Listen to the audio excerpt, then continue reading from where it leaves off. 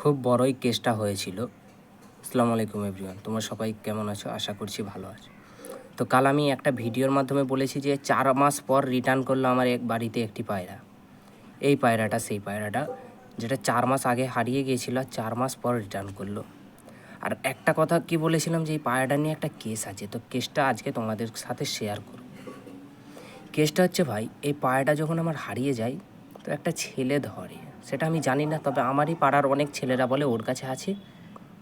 ওই ছেলেটাই কি করে আমার বাড়িতে আসে, এসে আমার থেকে পায়রার বিষয়ে অনেক কিছু শেখে, আমার পায়রার দেখাশোনাও করতো। ঠিক আছে, পায়রা দেখাশোনা করতো, খাবার দিত আমি ঘুমিয়ে থাকলে। তো সে কী করলো, একদিন এই পায়রাটা নিয়ে এসে দেখাচ্ছে, বলে পায়রাটা কেমন হবে। তখন বলি তো আমার পায়রা। তারপর কী করলাম, আমি আমার খোপের মধ্যে ছাড়লাম, ছাতেই সেটের সাথে দেখে না পিট নিচ্ছে। তখন আমি আরও 100% শিওর হয়ে গেলাম যে হ্যাঁ, এটাই আমার পায়রা। তারপর কি হলো, ও বলতে চায়নি, ঠিক আছে, যে এটা সেই পায়রাটা। ও বলছে না, আমি কিনে নিয়ে এসেছি।